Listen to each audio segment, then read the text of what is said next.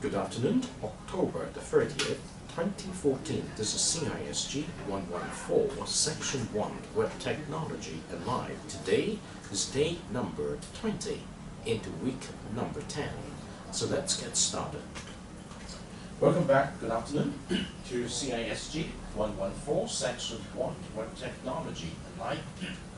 Now, on Monday, I introduced to you the important context of the hacktivisms and used a group called Anonymous to show you a documentary so that you all watched about 30 minutes of the documentary here.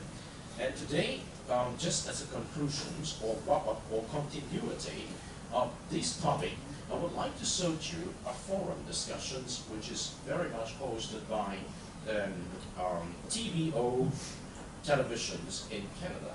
So the attack of hacktivists, and we will bring back the key figures that you saw in the documentary on Monday, and to put things into perspective.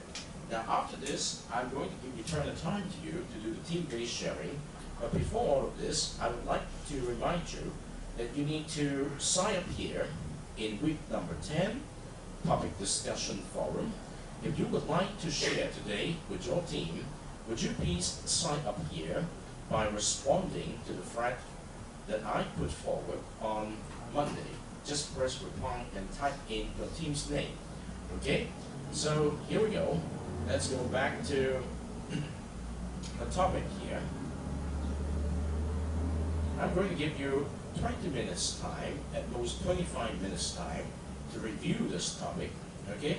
So that you could have enough of the context to understand the hacktivist idea. And try to put that in the context of what's happening Western interests, Western institutions, to the extent that we have been, but rather more against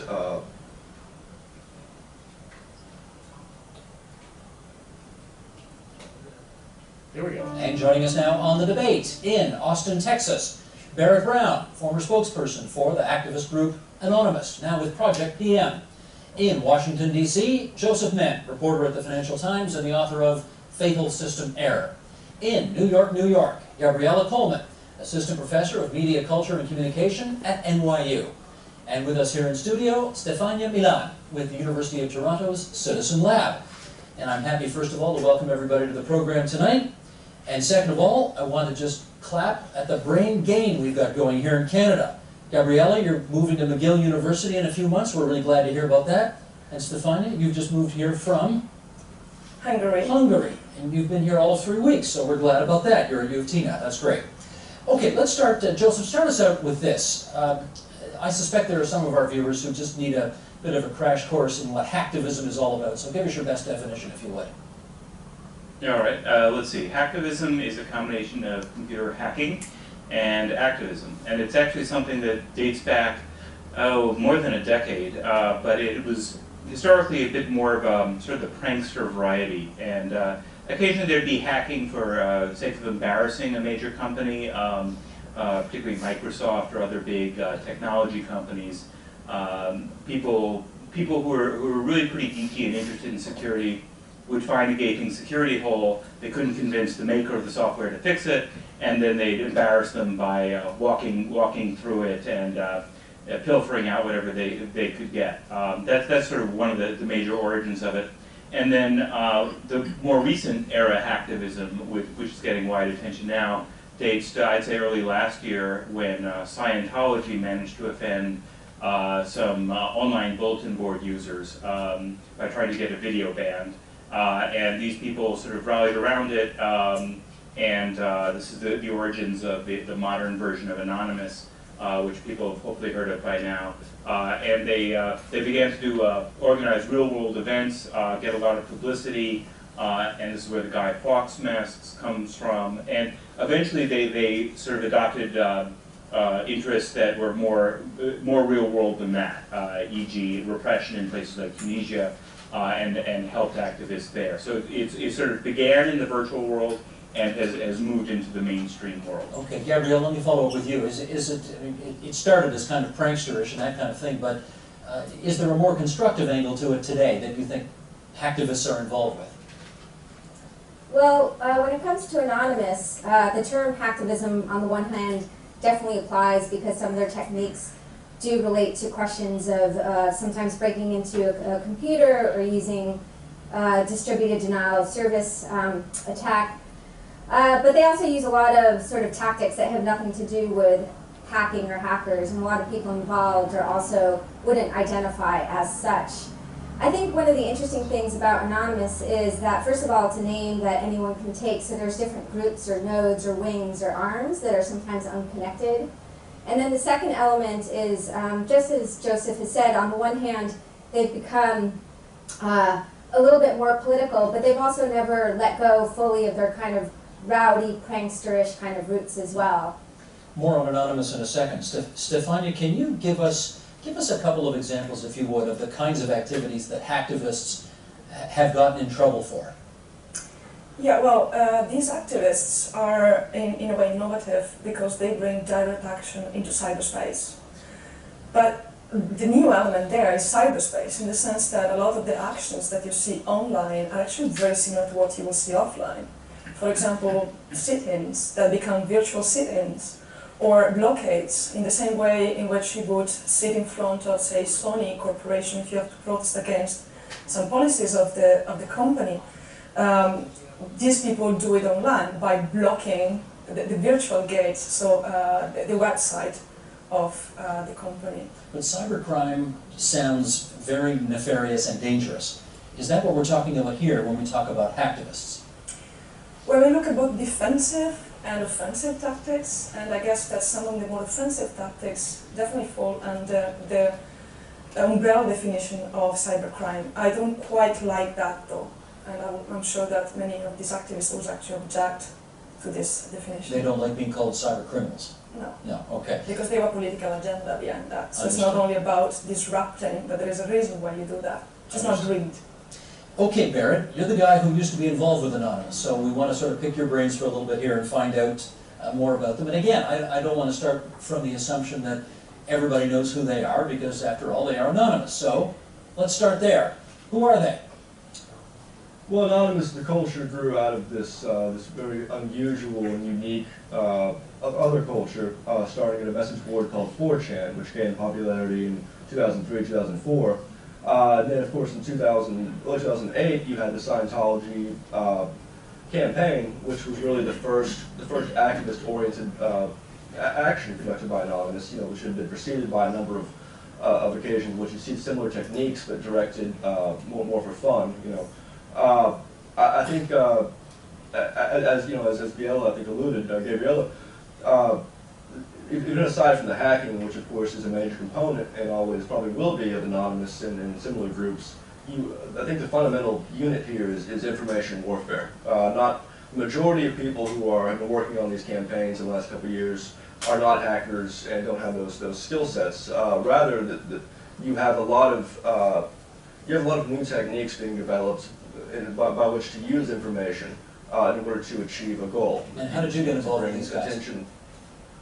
Well, I started a group called Project PM back in 2009 that sort of had similar objectives to what Anonymous would eventually come to itself. And then I was in discussions with Anonymous participants for a while. Then when Tunisia started, I was brought in by Greg Hausch, who was one of the people who started the Scientology campaign previously, and also provided advice to other Anons afterwards. Since this was something I've been talking about, the inevitable conflict between these procedural groups that are using the online world as their environment versus traditional institutions, which in many cases I think are losing their credibility. And so at that point we did quite a bit in the very beginning of the Arab Spring, and I think made some very good predictions, especially relative to what else was being said by more traditional pundits. And afterwards, I continued to be involved in the legal defense after the raids began in the U.S. and U.K. And afterwards, and right now what I do is I still collaborate with some Anonymous participants within my own group, Project PM, with the goal of acquiring more information and bringing attention to what's called the intelligence contracting industry, which I'll talk about, I'm sure, later on. Sure. Joseph, let me follow up with you. How effective do you think all of these techniques have been? Well, in many cases, they've been very effective. I mean, there are some depending on what you're after. I mean, I think in some ways, politically, if you're looking at it from the traditional lens of political change, Iran was a disaster. It was also a disaster for, I guess, traditional Western intelligence and folks like that were probably trying to help the rebels there. Some people in Anonymous helped the dissidents in Iran, and unfortunately they were rounded up and mostly arrested and killed. So that wasn't good. Egypt and Tunisia, I think they've been a part of the process that really helped those revolutions come to power, or at least get rid of the old power. In the U.S. and elsewhere, they've been very effective at helping spread the word, spread awareness, either through the denial of service attacks, which are like these mass sit-ins where they make websites inaccessible and that generates headlines. And in amplifying Occupy Wall Street, I think they have helped spread the word about Occupy Wall Street. I don't think they're the ones that came up with it, but they're very good at using Twitter and YouTube and other newer forms of communication to spread the word about what a given issue is and what people are doing about it. So I think they've been very effective. Gabriella, you are in the shadow of Wall Street right now, so I should ask you this question. How influential and or effective do you think they've been in what's been transpiring there over the last couple of weeks? Well, there's two elements. Just to echo Joe, who put it very well, they're very good at getting media attention. In some ways, what I find so fascinating about them is that they're in the tradition of the Yippies and Abby Hoffman or the Yes Men, except they're far more populist in some ways, since anyone can contribute. And sometimes their hacks of the media are not quite as elegant, and yet they're very, very effective. And I think Occupy Wall Street is a great example of that. Definitely Occupy Wall Street has become a very large phenomenon with many different groups and stakeholders participating in many different parts of the world. And Anons, some very active Anons are very active on the ground in different cities, obviously not necessarily revealing who they are. And then a number of Anons who are very technically oriented are helping out on technical working groups on Internet Relay Chat as well. Stefania, I should ask you about that because we started the program by saying these aren't your grandmother's street protesters in the traditional sense of the word. These are not hippies? Is there a generational difference here between then and what's going on today? Yeah, in my opinion, there's definitely a generational difference there. And that should also correct our speaker from New York, I think, because actually hacktivism, as we know it now, became much more visible with Anonymous, so starting in 2009, but originated actually in the second half of the 90s, where some more arty groups tried to foster a political agenda within the hacker community, which by definition wouldn't be very politically aware or much more interested into issues related to the politics of the internet, so only of the cyberspace, leaving out what happens out in the streets, if you want. What I see out there, and I've been studying activists, radical internet activists for the last 5-6 years, and I see a big generational gap between the anonymous generation and the older hackers. And in a way, you even see a funny attitude by the older hackers who are kind of dismissive towards these newer gigs, how they call them. Dismissive? Yeah. How come? Well, they believe that they are somehow at odds with the so-called hacker ethics. And they also believe they're not extremely good at what they do. So they think that they play some more tricks rather than actually real technical expert type of actions. Gotcha. And one big difference there is, for example, in the attitude towards the media, towards visibility. So the older hackers would not seek visibility through the media. Actually, their tactics will be much more clandestine. And this, is something that that is visible also in the fact that present-time activists are much less aware, of surveillance and privacy risks related to action online, and in fact they might be anonymous, but the FBI was able to track them down. I'm going to read, Barrett, something out of the San Francisco Chronicle from a couple of months ago and then get you to comment on it. This is about activities that took part on the left coast of your country. The amorphous hacker group, known as Anonymous, made good Sunday on its threat to strike the Bay Area rapid transit system, breaching an agency website and releasing customers' personal information in retaliation for BART's decision to cut cellular phone service to prevent an anti-police protest in San Francisco. The hack attack sent BART scrambling to protect its websites, and it infuriated some riders whose information was leaked. It came as the hackers also called for a 5 p.m. protest today at BART's Civic Center station, where a police officer fatally shot a knife-wielding man on July the 3rd. Okay, let's start with this, Barrett. What do you think of that action that the hacktivists did, that Anonymous did, against BART? Well, one of the phrases we like to use is that anonymous is not unanimous. And what that means is there's no charter, there's no leadership, there's no official titles. There's not always agreements on tactics and objectives. In this case, this was an action that was very popular among some Anons and not entirely popular among others. Having said that, when you have situations where they release, where someone releases information, personal information of innocence, that's something that's worth criticizing. There's obviously plenty to criticize within any movement and any group. I think those actions also have to be looked at in context. If one criticizes Anonymous, as one should also look at the context where they're operating. I mean, this is the context in which we have 40 of our alleged participants having been raided with guns drawn by FBI agents for having allegedly participated in a DDoS attack against a corporate website. So, and that's obviously just the small of what's going on in the world. So, yeah, of course, there's been a number of things that some people have done that should not have been done. Given that last thing, Gabriella, that Barrett just said, do you have any sympathy for the tactics of Anonymous in this case? I'm not sure if the question of sympathy is exactly the way I would put it. I mean, I'm an anthropologist who studies Anonymous, so I get in the trenches with Anonymous, right? And obviously, I've chosen to study them because I think that they're fascinating, both anthropologically and politically. And actually, those issues are quite different.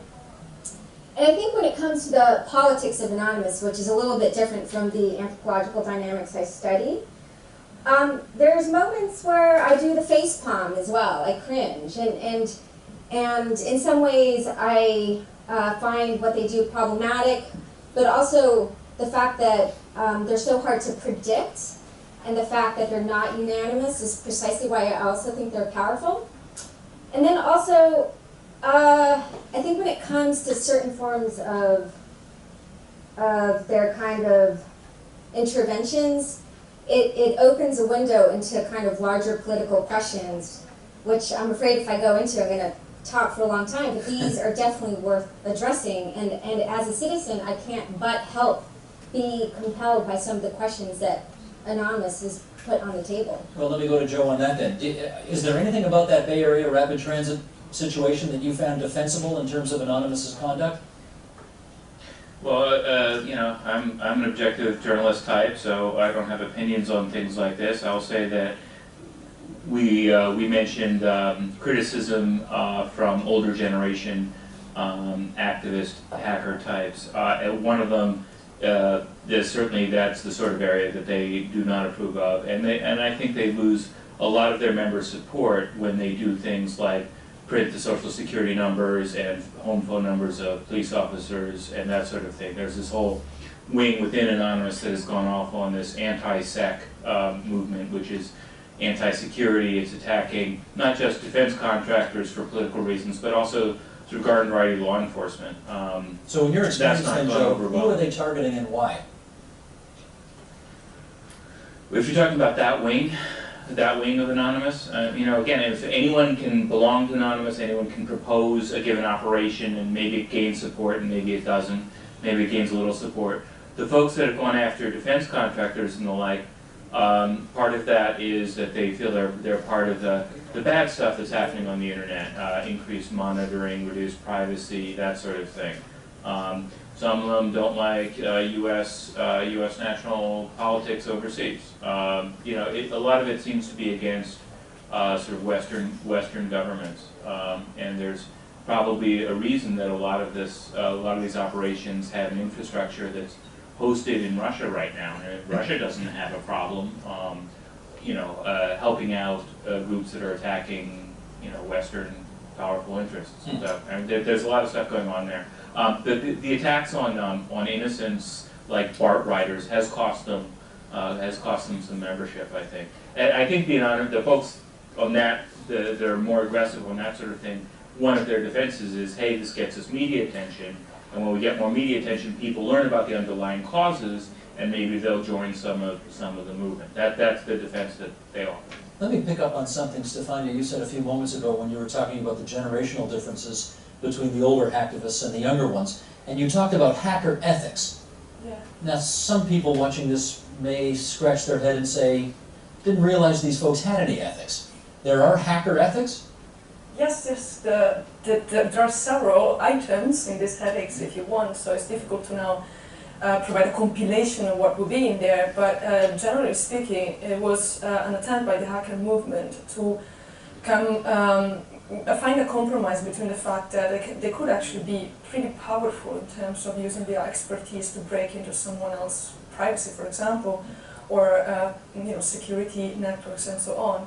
And what are the boundaries, right? So what is legitimate, what was not legitimate tactic to adopt at a certain moment in time. Barrett, you want to follow up on that? Was it your sense when you were part of Anonymous that there was an ethical code that you were following?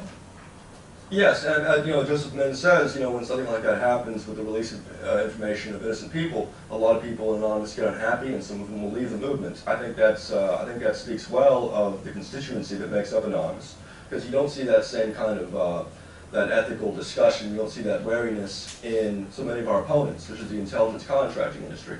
As Joseph Min knows, as a famous incident now in February of this year, Aaron Barr, a CEO of an intelligence contracting firm called HB Gary Federal, came to him and said he had discovered our leadership by infiltrating us, and then Anonymous hacked him the next day, hacked his servers at his company, and took 70,000 emails. And what was discovered immediately was that he and two other companies that are allegedly respectable were planning a number of clandestine and very amoral, very, very dangerous campaigns against activists and against even journalists and WikiLeaks on behalf of corporations. And I've been reading through these emails ever since in an effort to better understand this industry, and I've only seen one occasion in which someone has, in that industry, has stepped up and said, hey, is this wrong? Is this something that we should not be doing? And it is, of course, again, it's important that Anonymous maintain a higher ethical standard than our opponents and than governments do. And then does most of the population of America, the ones that will support anything done by their country and by the military. So I think it's worth looking at what Anonymous has done good versus what has done bad, and then comparing that to those of our opponents in the traditional infrastructure of the world. Gabriella, does it seem to you, we know the official law enforcement authorities would like to have at them, but does it seem to you as if they are policing? At this point, I would like to bring you back to reality. Now, the reasons why this interview is useful, it's very important in the recent days of what's happening in Hong Kong. Now, we know that a couple of weeks ago, the group Anonymous had declared war to the government of Hong Kong and also the central government of China. And they infiltrate some of the websites, they paralyze them, and they just make fun of this group under the pretext that they support the student movement in Hong Kong. Now, what I stop here is they talk about the ethics. Do they have ethical standard to do what they want? Well, first of all, somewhere here, in about 15 to 20 minutes, they use an example that in San Francisco, okay, in 2011, in the BART company is the Bay Area Railway Transit System. That is sort of like the Hong Kong MTL. And the Anonymous group, in pretext of some of the acts of this company, have actually looked into the websites of that company and took the information of individual customers and released them. Well, that is equivalent to if you were the user of Octopus in Hong Kong, you have personal information with the MTL company. And now, if they broke into the MTL company website and release all your personal information to the public, what do you feel? It's not good. It's something that you do not want to see happen. So, in terms of something good, this is not. This is something bad. Now, another thing that you have to think about is, just 2 weeks ago, almost the same this group had set up some kind of website which could be considered as a weapon, okay? They invite people in Hong Kong who would like to support the student movement and would like to do something to protest against the government. They say they invite people to go to a particular website and press a particular link. Now, they say that you press the particular link, you just express your protests to the government. But in the meantime, by pressing this link, you're actually triggering some kind of attack on the government's website. And it turns out that some people in Hong Kong, including some college students, visit those sites and press this link. And within 24 hours, the Hong Kong police came to the house of those individuals and arrested them. Because by pressing those links, the police can actually trace that they're actually activating some kind of cyber attack on websites. And because the laws in Hong Kong are not clear enough, that just not like laws in the US or North America, that people doing that are liable to be arrested by the police and charged with criminal offense. And that is a very serious charge in Hong Kong. And so the student movement in Hong Kong say, advise all the people never come to those websites and press those links, even though it seems to be a very good intentions. Now, the question is, are these things good or are these things bad? Well, and actually, when the economic school attack those sites in Hong Kong, they do not just attack the sites of the government, they also attack the sites of Occupy Central, because they would like to express anger to the Occupy Central's organizers for not doing enough.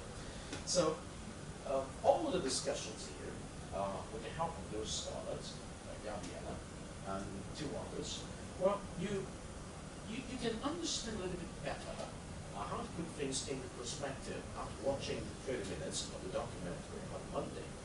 You know something about this group now, and why it became famous because of these actions against the Scientologies in 2008 and 2010.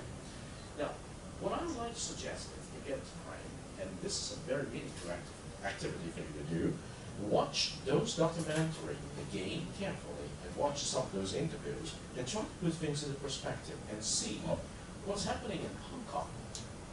Now, look, the students' movement there, it clearly do not have a lot of essential leadership. They do a lot of agile management of the work, and with the help of this kind of technology that we call web technologies today, and with the technique they have demonstrated over the past month in student movement, you can try to put things into perspective on what's the connections. All right. So I think it's going to be a very meaningful exercise for you, and for me as a teacher, I think this is so much I can offer you, and you can do a lot of critical thinkings on this. All right. Let me come back to this course and check how many groups in this class would like to do the presentations today. All right, besides the last time. All right, so we have 3 groups. Okay, team number 3 would like to do it. Oh, but these are groups who have done the presentations. Okay, team number 1 would like to do it today. All right, so we'll give the chance to team number 1. But in the meantime, let me take attendance first, all right? I forgot to take attendance on Monday, so I must finish the attendance for today. So Eva, are you here? Eva is not here today. So Priscilla, thank you. Sam, yes. And then it's Ken, thank you. Jackie, thank you. Huan Yin, no. Is not here. Xiao, yes. Eric, yes. Shenron, thank you. Martin, thank you. Winnie Chung, thank you. Jeff, thank you. All right. Apple is not here today. Oh, Apple is here. Okay. Thank you very much. Miranda, thank you. Dome, you're not here today. Jeffrey, thank you. Mickey, thank you. Sita, thank you. Annabelle is not here today. Okay. Jordan, thank you. Joel, yes. Kitson, thank you. Lucas. No, Lucas is not here. Kaya, not here today. Jeff, thank you. Okay, and then Cindy is not here today. Tony, yes. And then Miko, thank you. Yishun, yes. Sylvie, okay. And a lot of you are not here today probably because you are having a lot of midterm, is understood. So, could I give you 5 minutes time to organize yourself, 5 to 10 minutes, and at the end of that, team number 1 is going to come up here to do the presentations, and I hope other teams also come here too. If not, I'm going to lucky draw 2 more teams, okay? All right, so help yourself, you have 10 minutes, we're going to start at 3:20, okay, 3:20.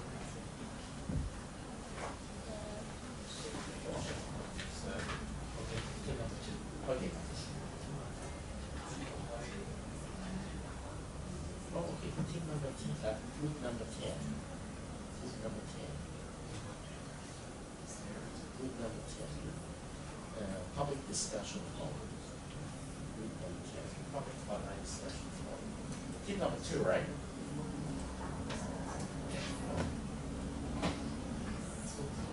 So we've team number 1 and number 2 today.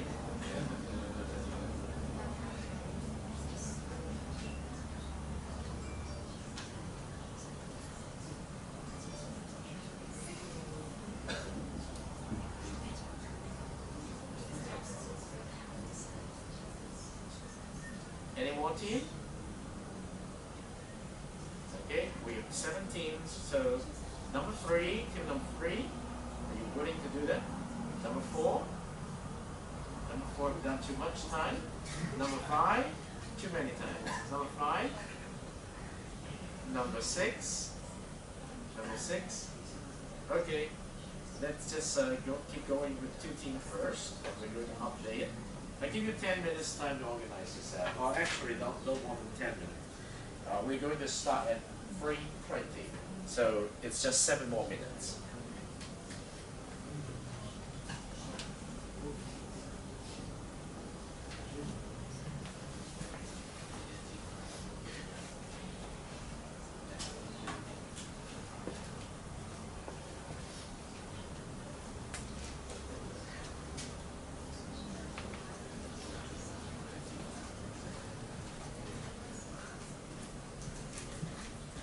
Back. 1 minute.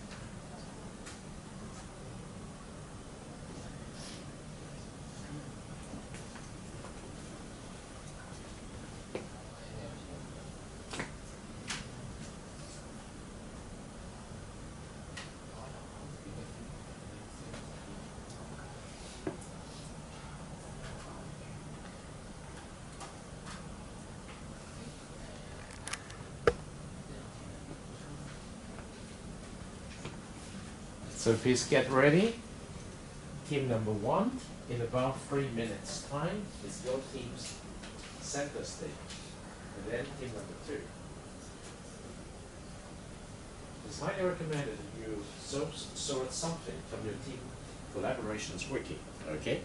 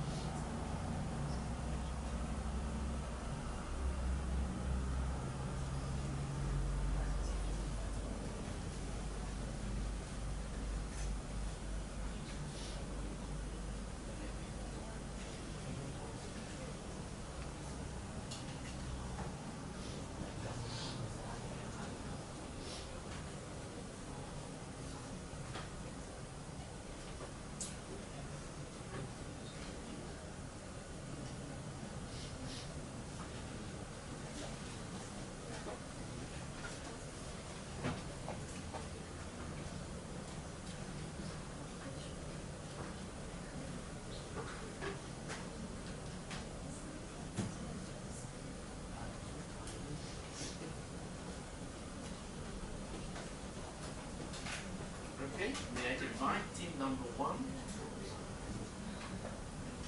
Because that is your PowerPoint, right? Okay, just take the center stage.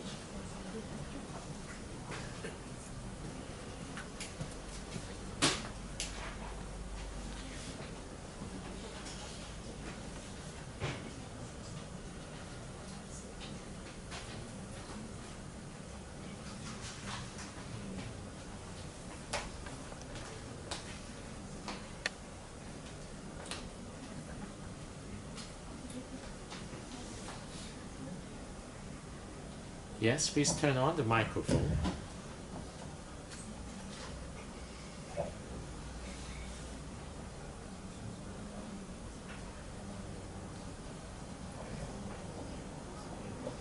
Good afternoon, everyone. We are Team 1 and I'm the leader of this team at CISG. Let me introduce our members first. This is Miranda, our inspector, and Apple is our communicator. And one of our members is absent today because she is sick today. So she is secretary. Okay. Today we are going to share this photo sharing. Hello everyone, I'm Miranda, and today I want to share something about one of our topics, Silo 04. Silo 04 is about sharing, and we make the PowerPoint on what is photo sharing. And nowadays, more and more people would like to share their personal life on the internet, and many of them sharing by using apps such as Instagram. And me myself also have an Instagram account too. And every day I will share some interesting or funky photos of my own. And also I will see somebody's photos on there. And Facebook also is one of the ways that we could sharing photos. Not only could we share our personal life, but also we could like somebody's photos, have some comments on this.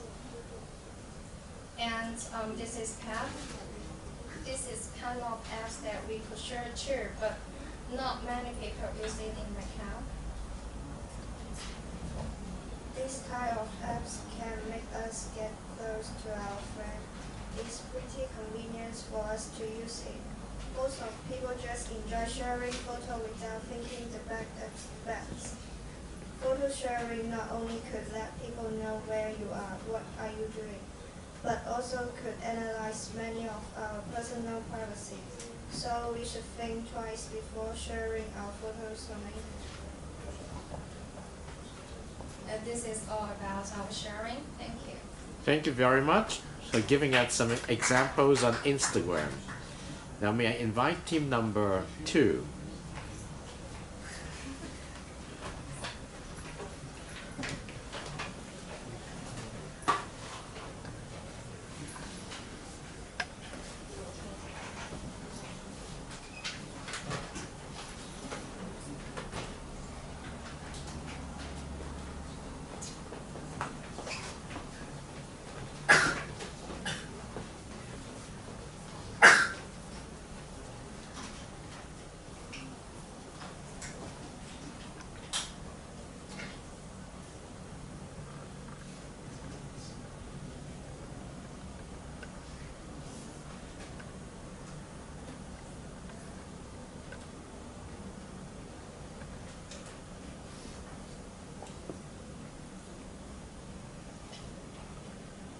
Okay, we are team number 2, and we hold the last meeting at this week Tuesday is October 28th, and also all of our group members following our position and such a timekeeper and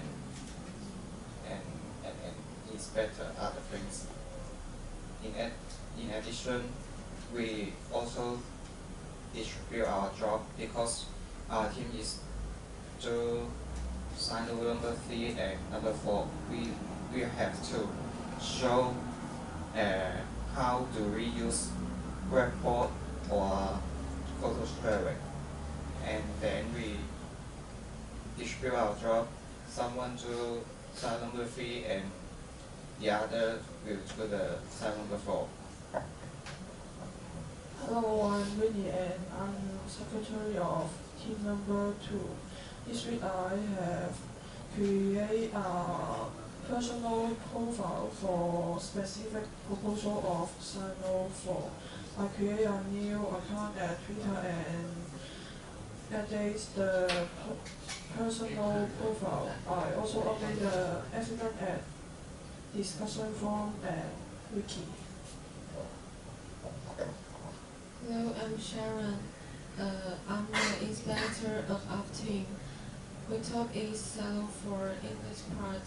I introduced how to share messages with friends by using social networking software. Thank you. Hello, I'm Miko, and my topic is Salon 4.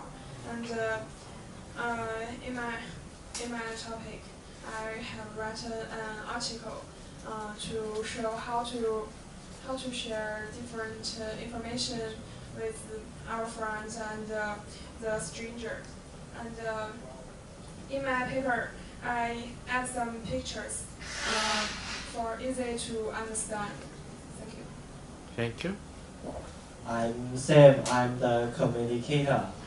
I create a workbook to keep a learning journal for reflexive practice. Thank you, Sam. I'm Ken. I'm the timekeeper of Q, and I have done the photo sharing and social marketing to share results over the web, and I open an account and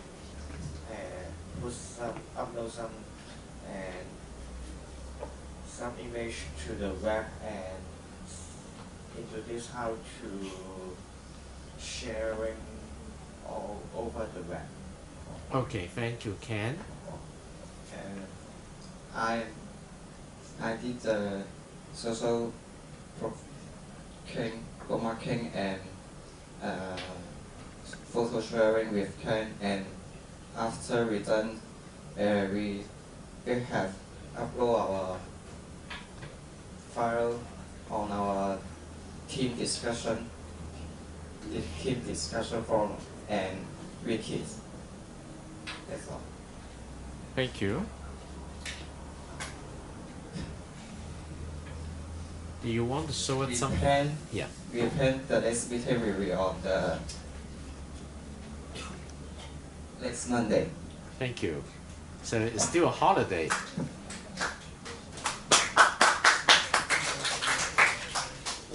I'm looking forward to see more of your work in your team collaborations wiki.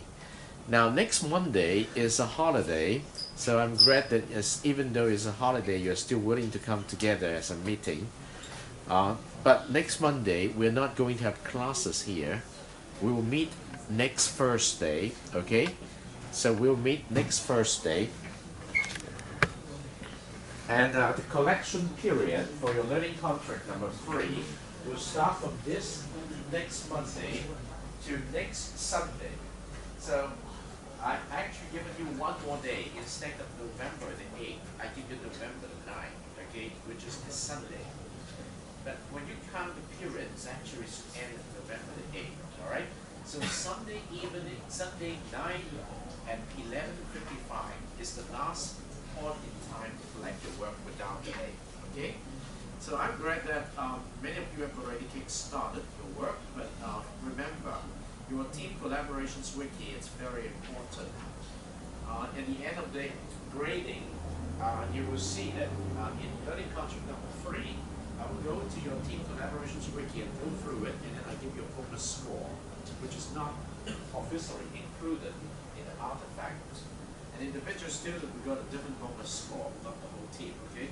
I will look into your work, how you clarify your work, and organize the work there, and you got a specific bonus score. And of course, I'm going to give you another questionnaire for learning contract number 3.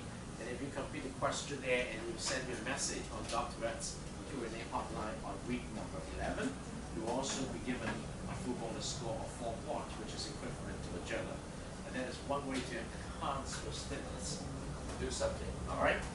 So now we still have some time, so let me make sure that I come back to some of the important topics that I would like you to be well informed.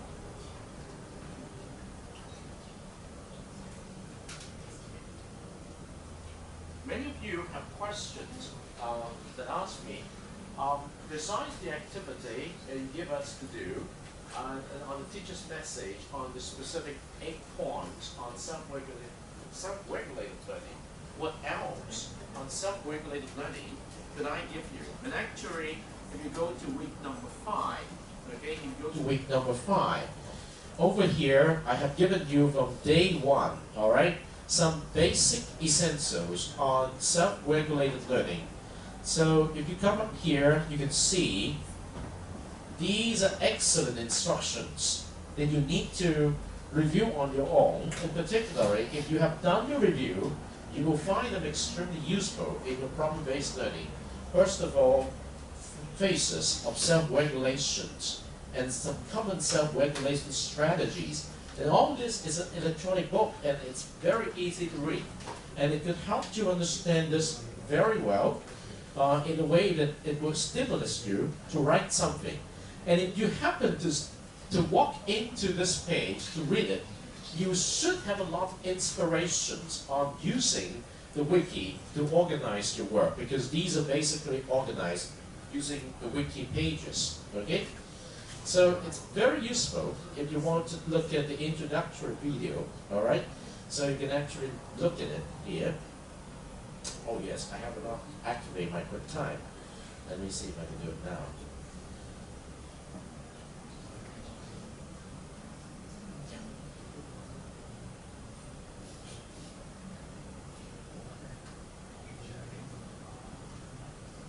It's a very simple introduction. It's not that extremely important, but compared to the other. Hello, and welcome to the self-regulation module. Self-regulated learning is believed to affect student performance and achievement through the regular use of common and specific strategies that enable in-depth, consistent, and independent learning. A successful self-regulated learner is not focused on performance goals such as passing a test, but on mastery goals, like understanding a particular concept. We often assume that children of high ability will automatically be able to regulate their own learning. This is not the case. Self-regulation strategies must be learned and controlled. Many gifted students have coasted through early grades without learning or practicing a variety of self-regulation skills. Now remember, the first thing I invite you to do when you step into SRL is look at your timeline. Your timeline is normally 3 weeks, and now you have 4 weeks. So how are you going to adjust your strategies? Now many of you will say, well, we just have enough time to go through it because there are so many midterm exams. Well, I think you need to come to this to look at some strategies, okay? This is something very important for you, all right? So come here and learn the basics, all right? Have you done some of these in your team-based discussions, all right? These sounds to be very simple, but when you put it into practice, look at your timeline, when you start doing something, when you're going to hand in something, and how much time do you have in between, and what should you be doing? Okay? Sounds very simple. Keeping records and monitoring, all right, individual, rehearsing and memorizing. Now, I do not mean you have to do a lot of memorizations, but you need to keep track of what you need to produce.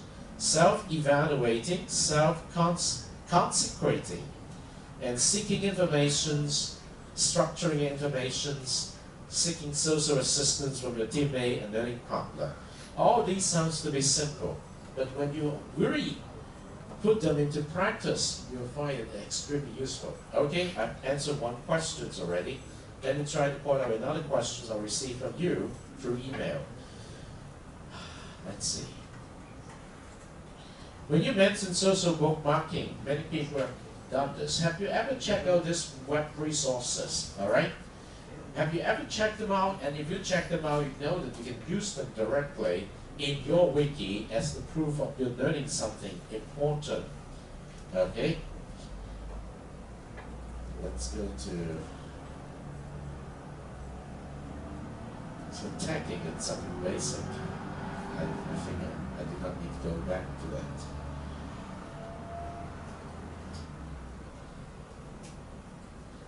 This could be good.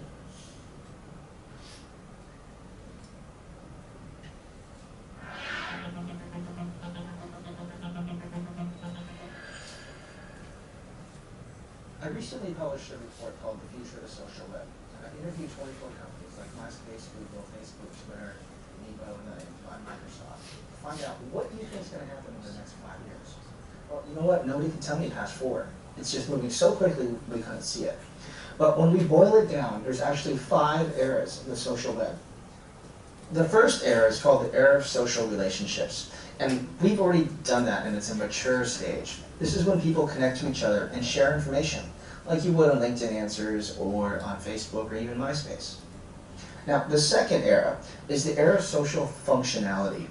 And we entered this era about 2 years ago. And this is when social networks become like operating systems. What does that mean? It means that third-party companies and developers can build applications and widgets and put them on top of social networks. Let me give you an example. Like Facebook F8 platform. People built a Scrabble game, Scrabulous, or XMe, which you can throw silly things to people. Or in LinkedIn, you can share documents with people. This is an example of social functionality. People are getting more things done by working together. The third era, which we've just entered, and this is where we're starting to look towards the future, is the era of social colonization. And new technologies are coming around like Facebook Connect or OpenID that allow every single web page on the web, on the internet, to be social. And this means that every single product, every product page, even if a company or media site doesn't choose to participate, will be social. As you walk around the city, you can access your mobile device and find out what do your friends think about that restaurant, and what do you think. And this impacts how people are going to make decisions. So that's an unstoppable force that's coming. The fourth era is the era of social context. So now that you have this ID, this profile that you can take with you, maybe it's a Microsoft ID, maybe it's a Google one or Facebook, one that you trust. In the future, you can choose to share pieces of your profile, your information, to different websites or companies or e-commerce sites in exchange for a more personalized experience. So I can share, hey, I'm an Asian male in the Bay Area, as mid-30s, and I like these types of things. So if I go to a big site like eBay or Craigslist, it could serve up information without me even having to register. Information becomes a lot more relevant, and so is advertising. And then the last era is the era of social commerce. Essentially, this is when communities start to look and behave like companies and brands on their own. Well, we've already seen communities do group buys where they can work together to bring down the price. That's just the start. In the future, they'll start to identify their pains, and then they're going to start to collaborate amongst themselves and identify what should the ideal product look like to meet those pains. In the farthest context of this, these communities will actually go to brands with a spec in hand. Here's the type of bicycle, this mountain bike that we want you to build. Would you like to bid for our business? And we'll be giving it to you and your competitors. Let us know, and maybe we'll buy it. So the future of the social web, just to tie things up, the power is shifting to the communities. So for brands to be really relevant in this, they need to join those communities and participate as quickly and as fast as they can. One of the group, the 9th period semester, they used this video as the basis and look over the web to identify resources on the different eras that he mentions. So for the first era of social relationship, what kind of softwares are people using and in what way, under what circumstances? And for the several eras, they documented in the wiki, and then they got excellent learning because of this simple outline of ideas. So I think it will be good if you can start learning something similar. All right? Oh, let's forget about my supervisor. You can study a lot about him. And this could also be very interesting. The 4 basic online business model. So, and here we also have the CEO of the Amazons here. We could discuss about the way Amazons become important. All right. So, if you are doing something on e-business, all right, particularly in your side notes, you should not miss excellent resources here. All right.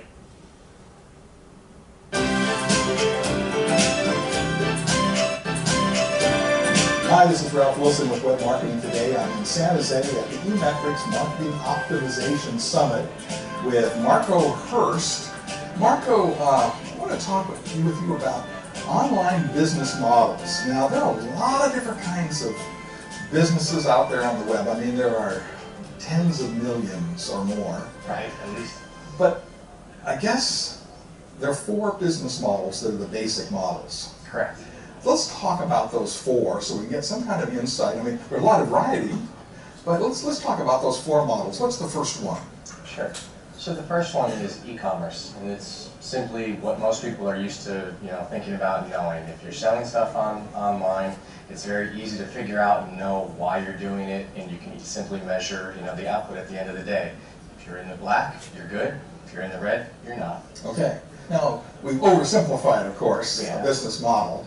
But essentially, it's selling products at a profit and still stay competitive, which is not an easy thing to do because there are a lot of people that are buying at a very good price and selling at a low price. So exactly. But it's easy to measure, at any rate, whether you make the sale or not. It is. Compared to the other business models, e-commerce is simply your easiest because if you're selling products or not, and again, whether you're in the red or in the black at the end of the month. And the way to improve with that model is to improve the conversion rate either on your product pages or on your landing pages, depending on how you sell.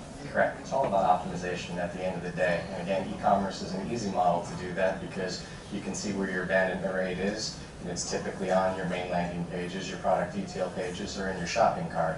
And those are typically your big ones that you go after.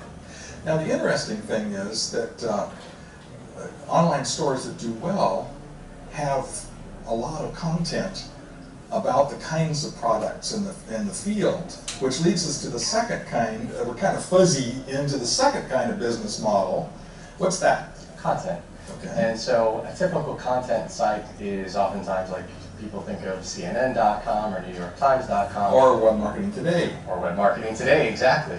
And typically what these business models do is they actually make money on advertising. And it's actually the only business model that people should really be worried about how many page views you have. It's the only one where page views actually make you money. Okay.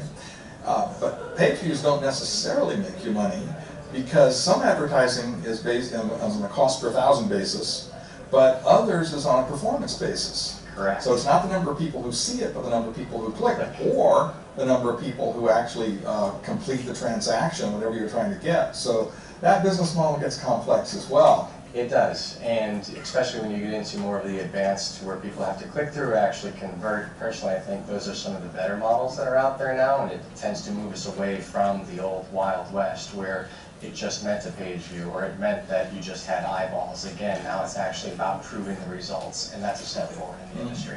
I've seen a lot of small businesses combine those first two, as I mentioned. They'll have a lot of content which draws search engine traffic to their site, and then once they're there, they sell them the various products, or they point them to referral kinds of products of one kind or another, affiliate programs. So it's possible, I think, to combine those two very effectively. Oh, it absolutely is, and most sites actually have at least two of the four, some even have three, and for a quick example, Amazon. So the models are straightforward, but the way they're combined together can be rather interesting and powerful. The third model you mentioned is what? Support. Okay, support. So tell me about this model. Sure. So customer support is, again, just to go back to the quick example of Amazon, if my book doesn't get to me, my first reaction is typically to call, but I don't have Amazon's phone number, so I'm going to go look for their contact, help me section on the website. And their typical support is to, well, give me your, UPS code for, a shipping code. So they will take me through a series of steps that will allow me to actually solve my need on their website, as opposed to calling, which may cost them somewhere between $12 and $20 for a few minute phone call. So it's a much cheaper model to do that. Now, is support an actual business model, or is it a subset, say, of e-commerce? It is technically, it's qualified as a separate business model, but the other three business models make you money where support saves you money. Okay. And a lot of times the support will be a support section of an e-commerce website. Yes. If you don't have it, you're in trouble. You do, and this is where a lot of companies actually get in trouble. Many of them may bury their phone number. You can take that for what it's worth. Yeah. But a lot of them really don't have enough robust self-service support model. And again, you're just wasting money at that point because so many people could be served online. I heard it phrased in an interesting way. Would you do business with someone that hides their phone number from you? And that's a very good question about it. Now, there's a fourth kind of business model that you mentioned, lead generation. Tell us about that. Sure. Simply put, lead generation is any time that you are collecting PII, personally identifiable information. And so this could simply be capturing a newsletter, give me your email, or I'm capturing that and ultimately selling you a white paper, such as on InfoWorld today, or things like that. So I'm capturing your information and I'm either using it for myself for later purposes, hopefully for CRM. Unfortunately, too many companies actually just capture it and don't know what to do with that information. Or they may be passing it on in the case of a third-party white paper. Okay. So this is lead generation is a step in sales process, usually for where a telephone call or some other response. It's a several-step process. Some items, people are willing to put it in their shopping cart and buy it, and others they need some talking to and some kind of educative sales and stuff to buy the product. So this is kind of the first step in the sales process. This is quite an interesting idea. The fourth model, called the lead generations. For those of you who are doing an e-business model, please kindly pay a lot more attention there and look up examples you can find. And as the basis is very interesting. Now I'm going to stop here today after going through this tip-by-tip review. All right, there's still a lot more, particularly on e-learning. I do not know how many of you have gone through all of these, but these 8 parts are excellent resources for you to get in touch with e-learning, particularly when you choose CISG number 4 or number 5. All right, So that's it for today, and hopefully when I see you back here again next Thursday, more team will use the last chance for team-based sharing, and you can earn a lot more points. One more thing may I remind you, please keep a good records of your in-class participations and start getting it ready, because when you count the number of times you do in-class participations, you need 10 times to earn the 20 points, okay? At least you should have 6 times now, all right? Next week, you have one more time, and after that, it will be back to the individual, all right? And then I'll give you bonus, what we call task force project. Maybe you can earn a little bit more, all right? I'll see you next week. And that's it for today's CISG114, Section 1, Web Technology and Life, and see you next Thursday.